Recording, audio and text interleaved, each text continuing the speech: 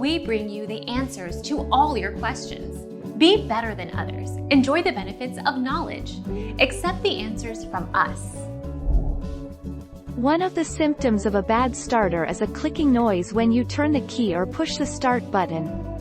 However, a starter can die without making any sound at all, or it may announce its impending death with whirring and grinding noise, so listen up.